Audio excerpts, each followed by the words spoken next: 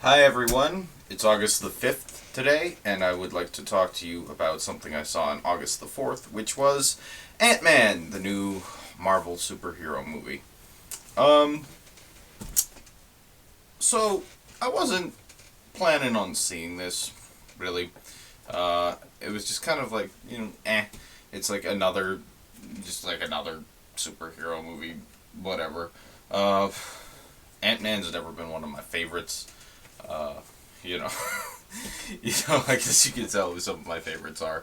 But yeah, just nothing against the guy. Just I had no need to go see this movie. Kind of like the Captain America movie. I don't like. I take Superman over Captain America any day of the week. He's Cap's fine, but just no need to go see it, kind of thing. What kind of sold me on it was I heard the Red Letter Media. They did the review on this, and they said, "Oh, it's kind of different than the typical superhero formula. It's kind of more like a heist movie."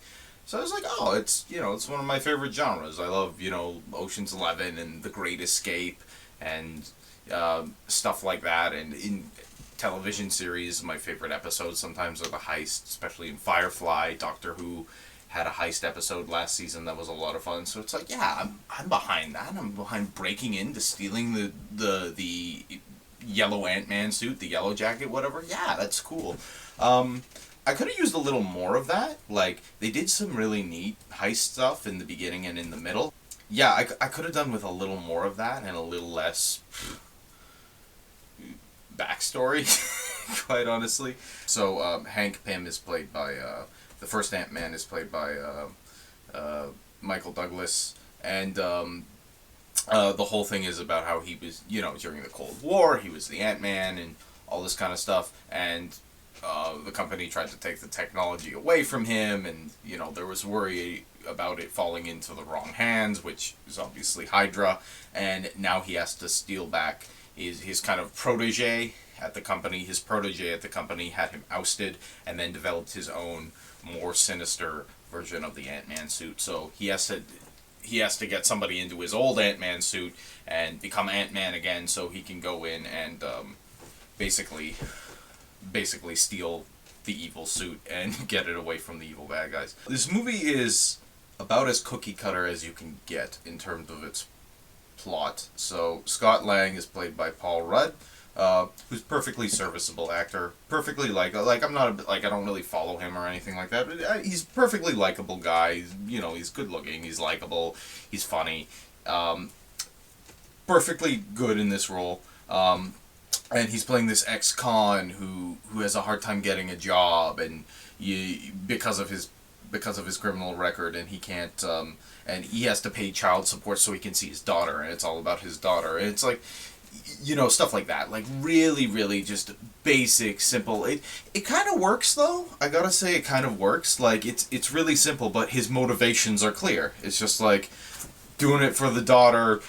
Not a bad guy. He was kind of like a Robin Hood figure. There was this evil company who was screwing people out of their pension money or something like that. So he basically hacked into the system to give them all their pension money back, and that's why he went to jail. So, like, you have all those kind of elements in there, and, really basic, nothing new, stuff we've seen before, but, it works. It does the job of telling the story. Okay, we know who this guy is. We know what his motivations are.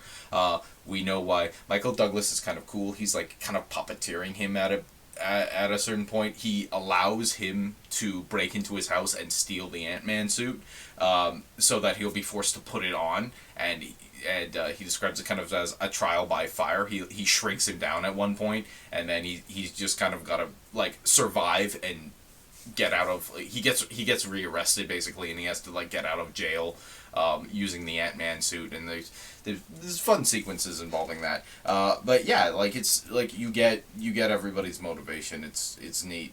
Yeah, and then you have a lot of more over familiar elements. You have, you know, his protege who's making the evil Ant-Man suit, the Yellow Jacket. He's a mustache twirling villain.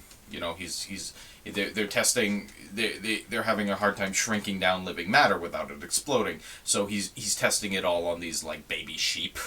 It's literally that. He's literally murdering baby sheep. Like, It's really silly, but whatever. It's fine. He gets in the yellow jacket suit at the end, and there's a cool little fight scene on top of a model train set. It's fine. He's a mustache twirling villain. You know, it's stupid, but it's fun. But then there's stuff that's just stupid and dumb. There's there's a backstory about so you have Hank Man and no Hank Man. You have Hank Pym, who's the original Ant-Man, and his daughter, whose name I can't remember, but it's played by Evangeline Lilly, and they foreshadow that she's going to become the Wasp, which is a fun character that people remember from the Avengers cartoon and comics and stuff like that. And there's this really dead on arrival backstory about how her mother died trying to stop a nuclear warhead from going off during the Cold War, when she was the Wasp and working with aside her husband as Ant-Man, and she basically lost her life doing this, and for some reason her father never told the daughter why, even though at one point in the movie he says she died a hero. Yeah, if my spouse died a hero, I would tell freaking everybody that they died a hero. You know what I mean? Especially if it's true. But so yeah, like a lot of stuff like that is really really stupid. All the standard kind of in-universe throwbacks are there. It's really cool. At one point, Ant-Man basically just says, "Okay, you have a problem. We should call the Avengers," and stuff like that. There's some cameo appearances, and they name drop stuff. They name drop some Spider-Man, who's going to appear in Civil War. So, it's like, and all that stuff's fun. It's fun that all this stuff is connected, and like they're still keeping that consistently, and they're even calling attention to the fact that dude, like the Avengers are down the street. You have a Hydra problem, you call the Avengers. And it's just like they have some like whatever logic for it, but they're acknowledging it. It's very aware of itself. You can't fault anybody in the special effects area. These movies all look good. In some ways it's not as flashy as other movies. They do some fun, like there's like colors and stuff when like he's shrinking down and like beating up other people with toys and stuff like that. But the ants are all kind of like, the ants aren't really brightly colored except for like the fire ants, who are red. They're all like kind of black and brown and like grays mixed in there, and like so it's not really flashy, but I mean the effects are all nice. You can't like saying a movie has bad effects nowadays. That's like a chicken's tooth riding a unicorn kind of thing. Just like all these movies look pretty much good. This movie doesn't look as good as like the Avengers looked, or Inside Out looked, or anything like that, or certainly in terms of its scope, Jurassic World. But they serve the plot fine. They serve the plot absolutely fine, and they're not, they're like it's still, the quality is still there. The attention to detail is still there. They're just dealing with things that aren't as flashy. So that's about the only thing. There's a lot of cartoon logic in it. It is Ant-Man after all. It is about a guy who's shrinking, so there's kind of these Toy Story moments where like everything is huge, and like he's running, there's like a giant mouse that comes after him and is basically roaring at him, like kind of like something out of Epic or something like that, with the chipmunks chasing the fairies around. So like stuff like that, and like Ant-Man's small like a bullet, so he'll like go through the floor of his house and then he'll end up in a club in the basement or something like that. Just really really goofy cartoon logic, but it's fun. They kind of take time to make these powers kind of cool and kind of interesting. Like there's a scene where Michael Douglas's character is posing as Paul Rudd's lawyer, and he comes to see him in jail, and he has ants kind of crawl over, and because they can telepathically control ants, that's one of the things they can do, and he has the ants crawl over the security camera and blot it out and stuff like that. Like I like stuff like that where the ant they kind of went there are some like flashy, showy stuff with the Ant-Man powers. They describe him as being, when he's really small, he's like a bullet, and he's still got like a dynamite punch and all that stuff, and can jump really high.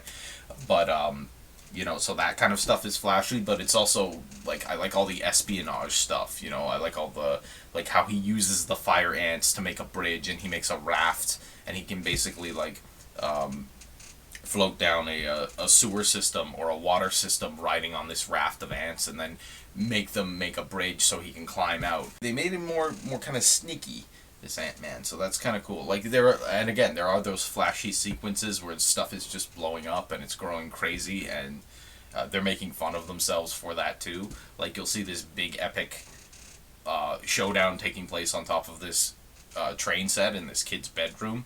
That's kind of the climactic final battle, and then you'll see like a train car go spinning, and like one of the characters, because they're super strong, is like trying to smash the other one with a train or a piece of the bridge, and then you just see a far shot of the train going and just kind of derailing, like just kind of popping off the tracks and stuff like that. Like it's very aware of how goofy it is, and that's really appreciated. But it does make these powers actually kind of cool, and yeah, they use when he's fighting, they use the powers really well too. Like when he's shrinking down, like somebody will be in front of him and trying to throw a punch, right? But then he'll shrink down and then appear behind them and like put them in a headlock or whatever, or something to that effect, right? Ant-Man's powers are kind of cool, and they hint at this. I've always thought this would have been cool. People are like, oh, Ant-Man can control ants. Ants are tiny, really whatever, who cares? And I've always thought, if Ant-Man could grow those ants up, because he can shrink down, if he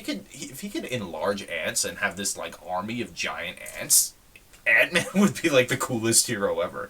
And they hint at that a little bit. One ant like gets kind of enlarged, but it becomes like a little pet dog for them at the end, like which is kind of cute. But I think maybe they might be hinting at the fact that bigger things to come.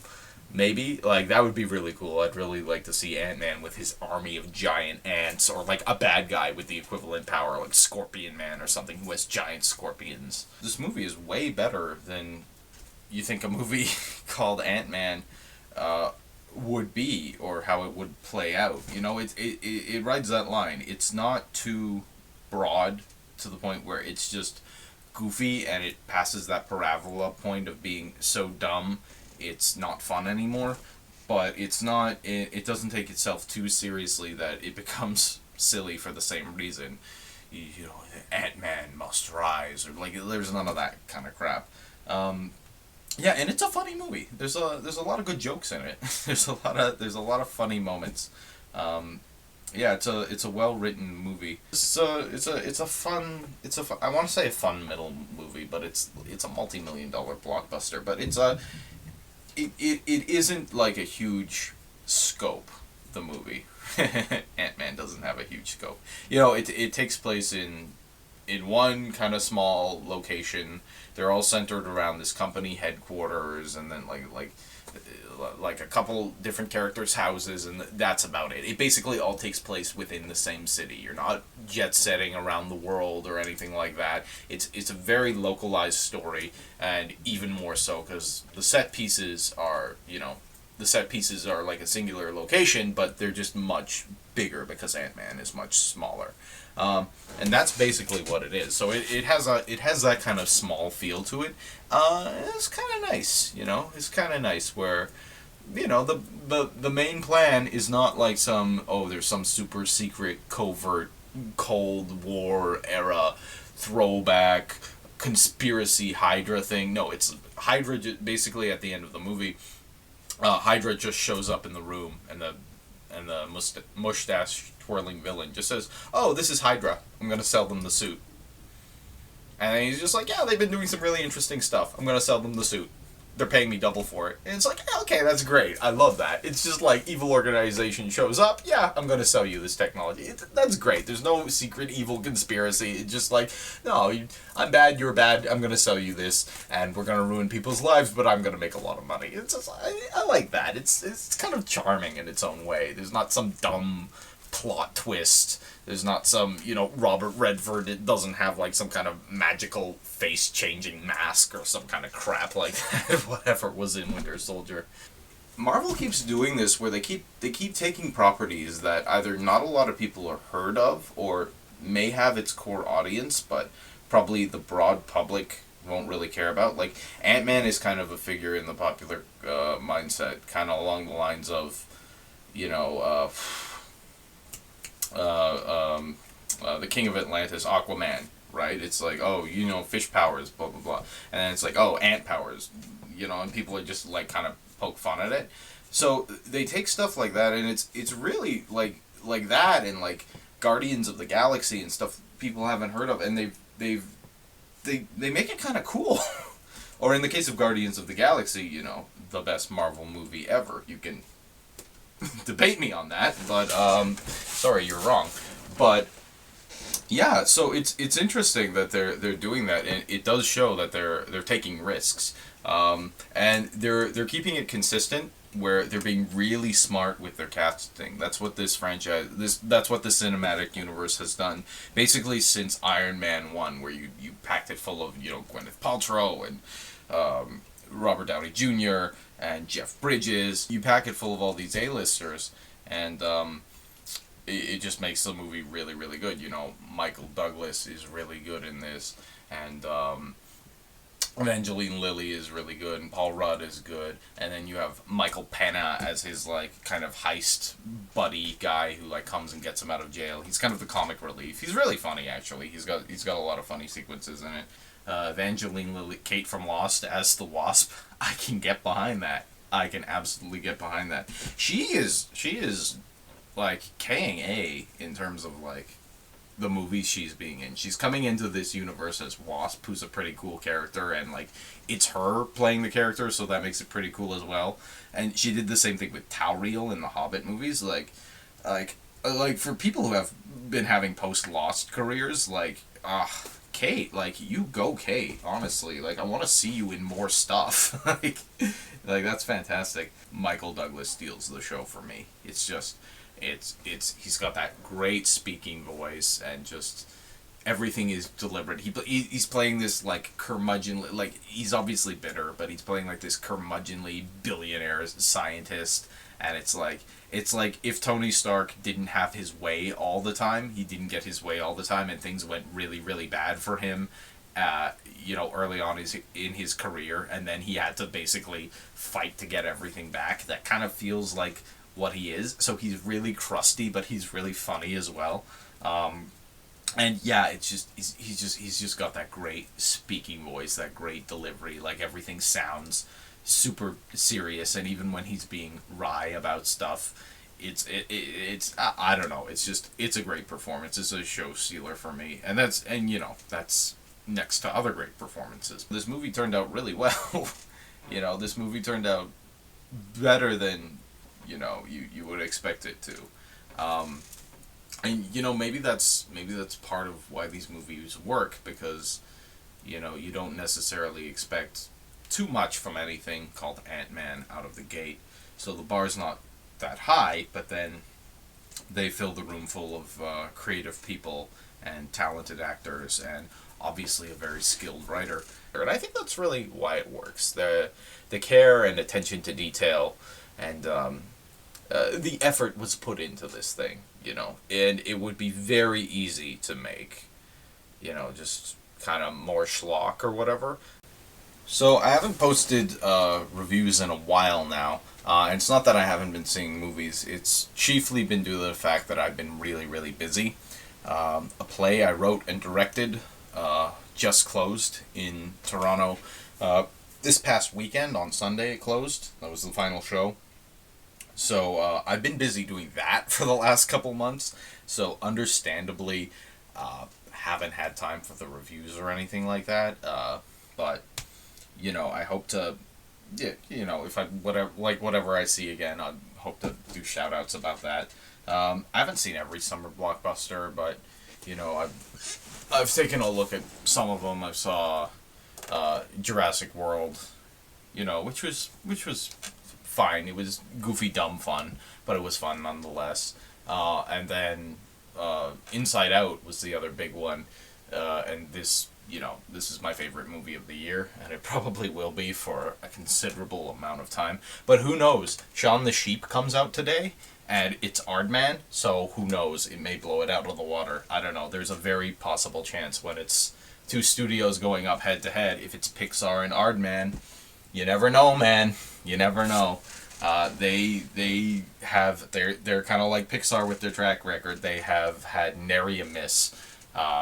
Their worst movie was Flushed Away, and the worst thing I could say about that movie is that it's just not as good as the other ones. That's literally it. It still looks great. It still has a creative world. It has an amazing subplot with Ian McKellen's Toad being Prince Charles's former boyhood pet, which is kind of worth the price of admission alone. So yeah, Aardman's Shaun the Sheep movie. I'm looking forward to it. I'm legit looking forward to it. Like, I look forward to basically everything that comes out of that studio. But yeah, I haven't. Yeah, there's some big ones I've missed as well. Didn't see, and I don't know if it's just lack of getting people together or lack of enthusiasm. Like, who knows? Haven't seen didn't see Mad Max. I've heard mixed things about it. Didn't see Terminator, which I probably should go see because it just seems cool to me. You know, I'm not a huge fanboy about it, but I like the premise fine. And I don't know, Arnold versus Arnold, I can get behind that. Didn't see Tomorrowland. Didn't really look at any of the reviews for that either, but it looked interesting. And I was supposed to go see Minions, but I didn't get a chance to see that either.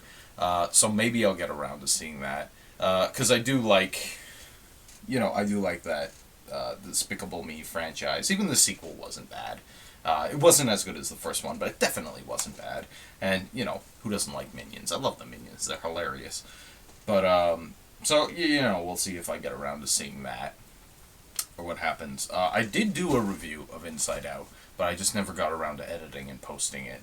So, maybe I should do that at some point. We'll see. The short review is, it'll blow your mind. But, if it doesn't, just, have your mind checked because there's something wrong in there. But, that's basically it's been a really busy summer because of this play getting, from the moment it was selected, we went basically right into auditions. Like, it was a couple days after it got selected that I went into auditions, for it, and, it's just been crazy ever since. Like, as you can imagine, it's just been a lot of work, but a heck of a lot of fun. Met a lot of good people, a lot of great people. Been able to reconnect with some people, and work with some people for the first time. Met a lot of cool people. So it's been really busy and really stressful, but really great, really great. And that's basically been me now. It was nuts because kind of right before, submitting to this festival, it was I was submitting to, I was going to animation events in Toronto. There was a job fair for CGI, and so I'd been working on my reel, and even before that I'd been working on my reel doing some stuff, and then just applying to places, and then after that there was kind of a contest or whatever I applied to, so I had to rework on my reel for that, and then the next week I was writing this play, and then sometime the week after that I learned it was accepted, and then I went completely from CGI mode to play mode. So now I'm back in this weird limbo where it's just kind of like whatever goes. But I'm in the headspace really where I want to make more. I want to make more plays. I want to do more shows. I want to go forward and do work with the people I've met. So there's that, but I also want to, there's also jobs out there I got to apply for in 3D. So it'll be a bit of kind of just balancing the two, and everything else that goes on in life. So that's kind of where I'm at right now. But in terms of Ant-Man, this your granddad superhero. Yeah, it's a good movie. Go see it.